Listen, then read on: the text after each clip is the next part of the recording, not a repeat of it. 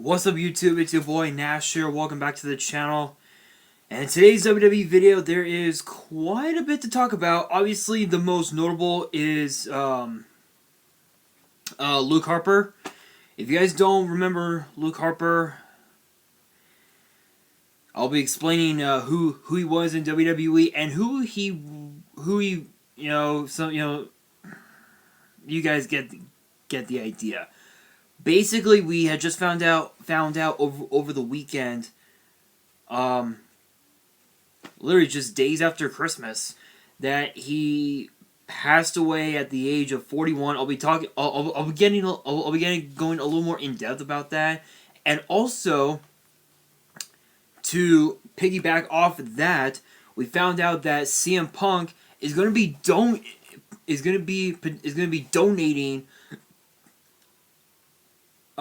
money to his family, which I'll be talking about that here in a second.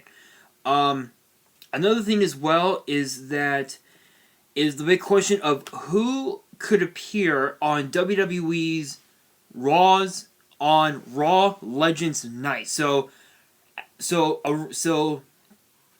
a week from today, so next week, we are going to see so many legends come back to Monday Night Raw. And also, Seth Rollins will be making his return to SmackDown this coming Friday on New Year's. So let's talk about. Let's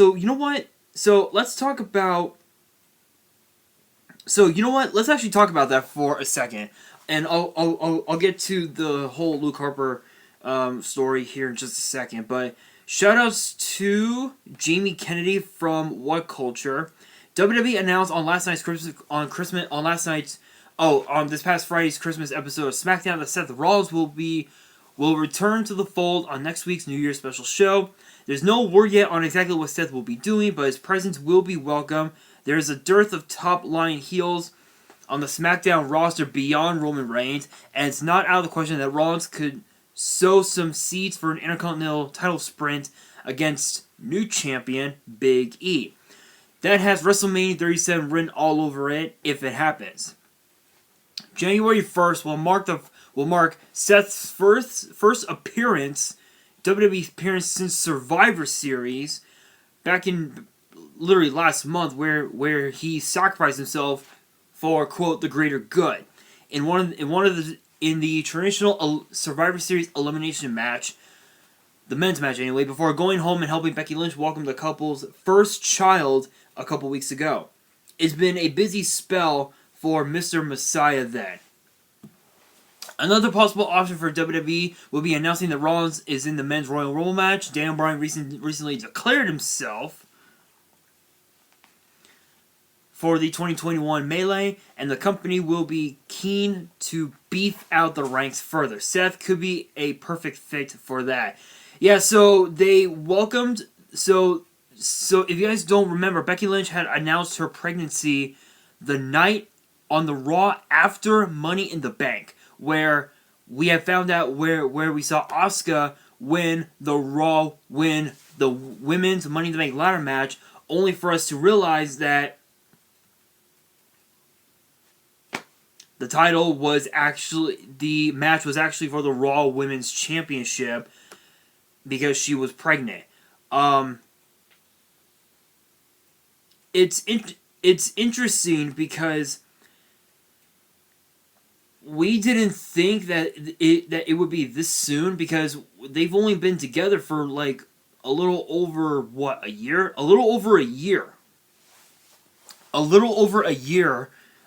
and I didn't think it would be this soon, but you know what, it happened. A congrats is in order to them. As far as what we can expect, here's the thing. Here are the heels that we have on SmackDown. We have Sami Zayn, Cesaro, Shinsuke Nakamura. We've got Dolph Ziggler, Robert Roode, Roman Reigns, Jey Uso, Paul Heyman. Who else can I name?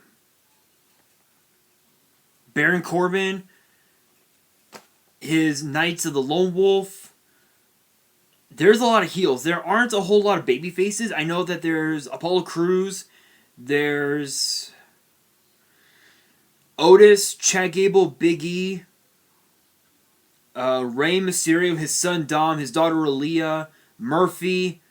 There aren't a whole lot. So, in terms of the men's division, there aren't a whole lot of baby faces. So I think if Seth were to come back, he could potentially come back as a babyface. But given the fact that he was changed by the Fiend, I highly doubt that. I highly doubt that. As to what we can expect, the article pretty much spoke for itself. We could probably expect him to enter the men's Royal Rumble match, which is a high possibility. But he could also target Roman Reigns and the Universal Championship and still be a heel, which is a possibility as well. There are so many different variables to this. Another thing as well, and it dawned on me, we could also see Shield 3.0. Shield 3.0. Roman Reigns, Seth Rollins, and Jey Uso with Paul Heyman as special counsel. That's a possibility as well. That is a possibility as well, but you never know. I think the best route would probably have to be I would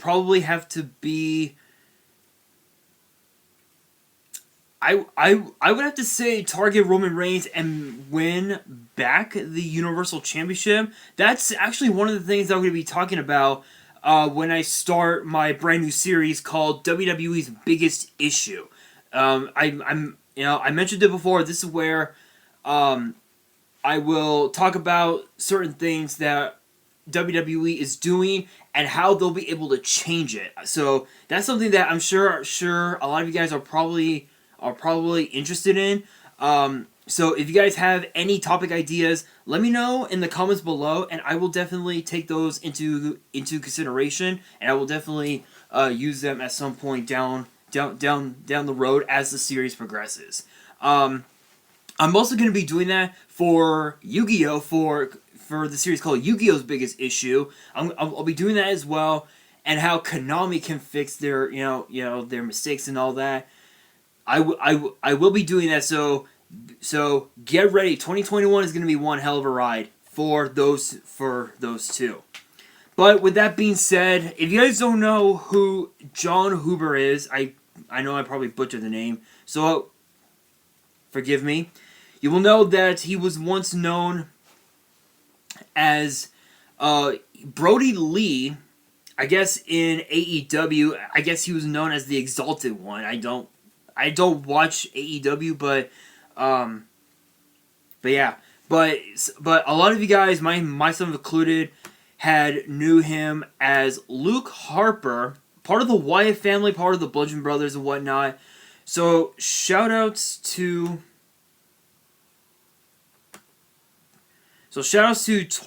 Troy Schultz for this article. AEW star Brody Lee has passed away at the age of 41. The death was announced on on AEW's official Twitter. The cause of death was disclosed by his wife Amanda Huber as a non-pandemic, I'm not going to say the whole thing, related lung issue. He was seeking treatment for at the Mayo Clinic in Jacksonville, Florida. Let's see.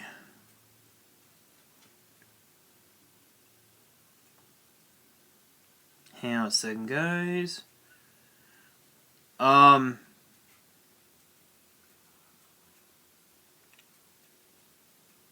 Okay, so apparently it doesn't say on there.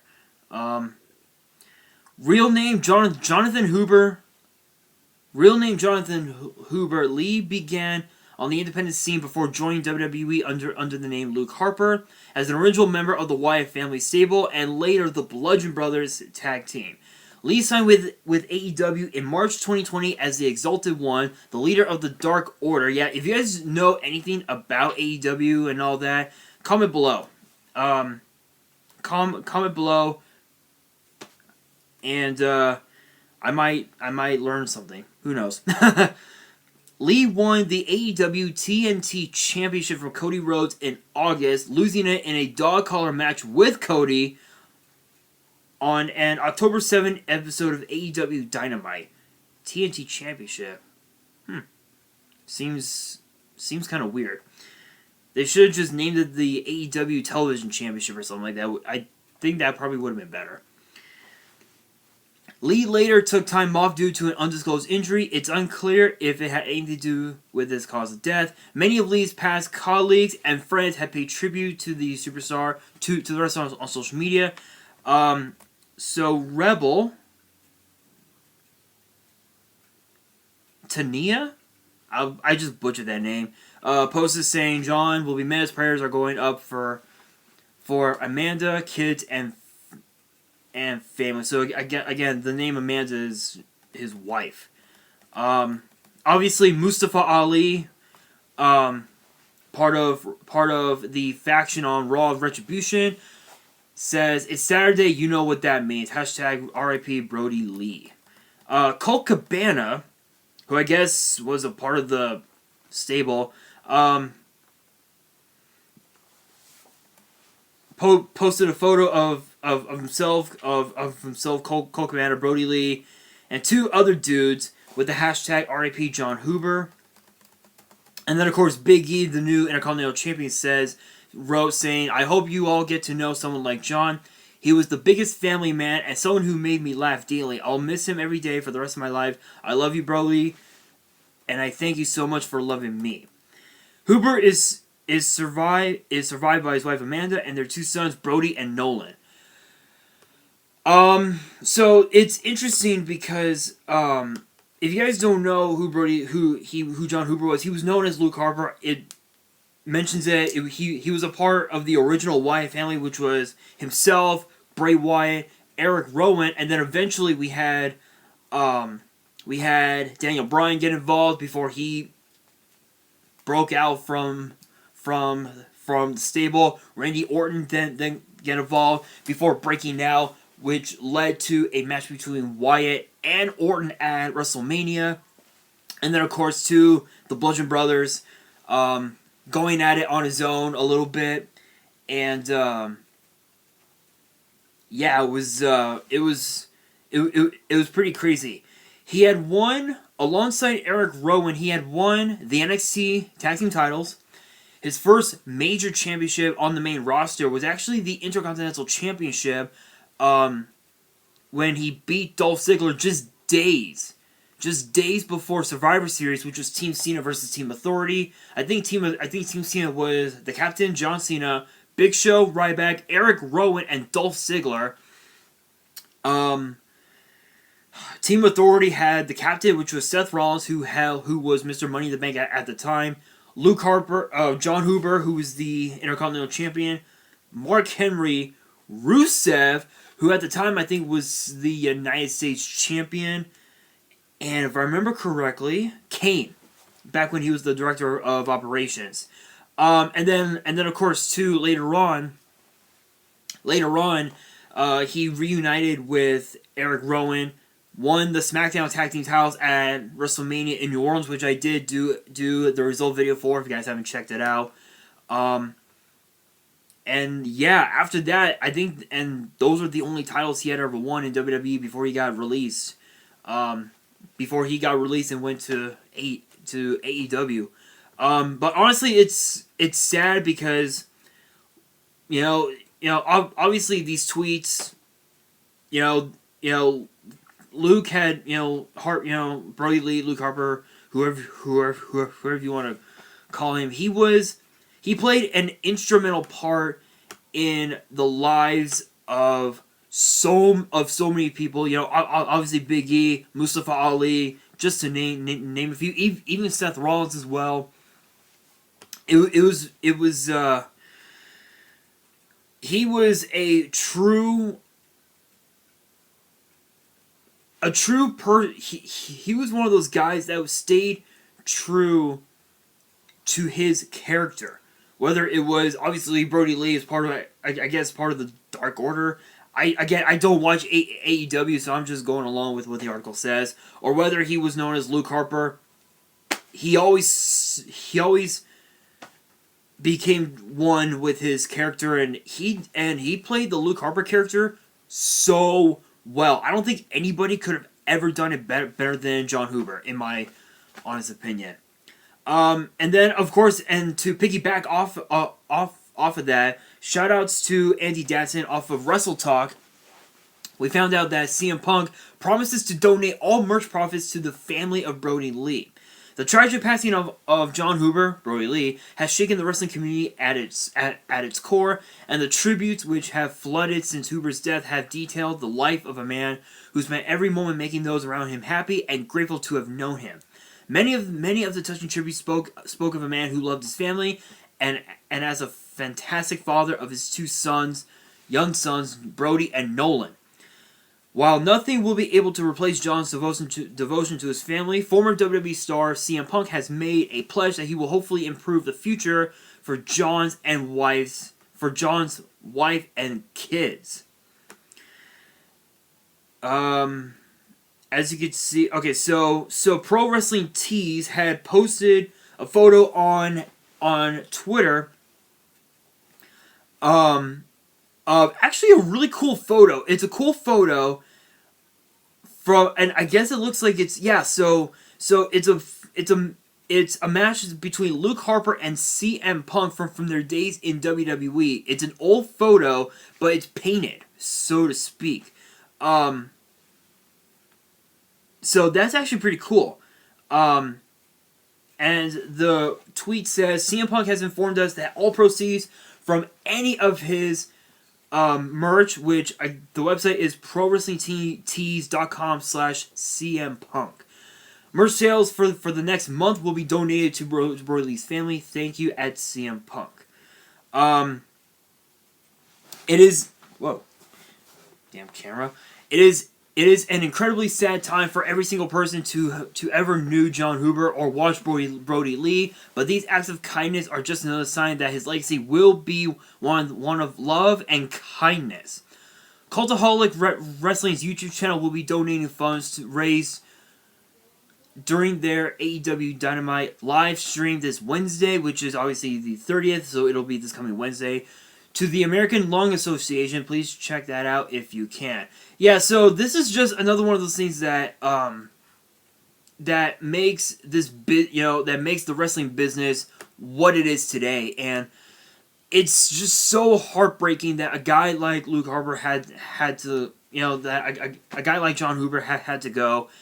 It's so heartbreaking, but I'm just I know I shouldn't say this, but the cause of death having not to do with the pandemic, that's pretty insane. That's pretty insane. But the article said that it had to that the cause was something else. I'm sure somebody out there in the world will probably leak the cause of it, but guys, there will actually, question of the day. What was your all-time favorite Luke Harper / Brody Lee match? And it can be from his days in WWE or from AEW. Post in the comments below, and also use the hashtag RIP Brody Lee, and send that love. Honestly, I think I speak for myself. I speak for you guys who are watching this video right now, and for everybody around the world. To the family of John Huber, Luke Harper, thoughts and prayers go out to you guys. You have our condolences. That's just sad. I'm shocked that something like that would actually happen. But with that being said, we do need to switch gears with this last thing here as to who could appear on Raw Legends Night next week. So shout outs to Jamie Kennedy for this article. So we found out. So there's actually a lot of there's a lot of people who are showing up. So here's the article. WWE has already announced a long list of icons for the January 4th, 2021 Legends Night edition of Raw. The current returnees include Hulk Hogan, Ric Flair, Kurt Angle, Tori Wilson, Beth Phoenix, Mark Henry, Hillbilly Jim, Jimmy Hart, Big Show, Jacqueline, Booker T, Sergeant Slaughter, Tatanka, Jeff Jarrett, Mickie James, Carlito, Candice Michelle, The Boogeyman, IRS, Melina, and Alicia Fox. Now, according to Fightful Select, that list could get longer, so to speak. The website claims that Teddy Long, if you guys didn't get the reference, Ron Simmons, and Molly Holly are currently engaged in talks with WWE about showing up as well. It's noted that all are on great terms with WWE, so it wouldn't be hard to convince the trio to appear for a little cameo. However, it's highly unlikely that former SmackDown General Manager Teddy Long would be encouraging anybody to go one-on-one with The Undertaker in 2021. Who knows, though? Stranger things have happened, maybe not that strange, to be fair. Legends Night will be one of the most nostalgia-rich affairs that some fans have a love-hate relationship with. Basically, it's a bit of a night off WWE's creative team. So think about this for a second. Again, Hogan, Flair, Angle, Wilson, Phoenix, Henry, Hillbilly Jim, Jimmy Hart, Big Show, Jacqueline, Booker T, Sergeant Slaughter, Tatanka, Jeff Jarrett, Mickie James, Carlito, Candice Michelle, The Boogeyman, IRS. Think about this. We have 1, 2, 3, 4, 5, 6, 7, 8, 9, 10, 11, 12, 13, 14. We have about at least 15, more than a dozen Hall of Famers showing up with exactly 1, 2, 3, 4, 5, 6, 7, 8, 9, more than 9 legends, meaning those who have never... What is up with my chair? Who have never got inducted into the Hall of Fame. This is absolutely incredible, absolutely insane. It's funny because Carlito coming back, that's insane, because we hadn't seen him compete in a WWE ring or even been mentioned in WWE in years. In fact, I think what was it, like 2010, 2011-ish was right when he had got released from WWE. Alicia Fox ended up retiring, for certain reasons. IRS, I think just from having too many injuries. Same thing with Melina. Boogeyman, honestly, I can't wait to see the Boogeyman again, come back and scare the hell out of Booker T. Maybe scare JBL. That'd probably be funny. Anyway, guys, as far as what we can expect from Raw Legends Night next week, I think, again, as it says here, this last sentence, basically it's a part of a night off WWE's creative team, meaning there won't be a whole lot for WWE to do. Maybe throw in a couple matches here and there to honor the legends, and then do like a big promo at the end, or possibly at the beginning, showing off the legends and their accomplishments. That might be what they're going to be going after, but only time will tell. But guys, that is going to do it for this video. Hopefully you guys enjoyed. If you did, make sure you guys smash that thumbs up button if you guys are new to the channel and you guys love seeing these news videos for WWE and for Yu-Gi-Oh! Definitely hit that subscribe button and hit that notification bell so you guys don't miss out on any new content that comes your way. And be sure to follow me on Twitter and Instagram. All the links will be down in the description. And again, guys, stay tuned, because I think it's starting this coming Friday. Yeah, starting this Friday, I'm actually going to be doing Yu-Gi-Oh's Biggest Issue, and then next Monday I will be doing WWE's Biggest Issue, my 2 brand new series Get ready for them. They are going to be incredible. I will be using these websites, Wrestle Talk and What Culture. I will be using them a little bit just to basically cross reference, my thoughts and whatnot. I will be doing that, which is going to be insane. Stay tuned for that. And on that, this is your boy Nash signing out, and Happy New Year's to you guys.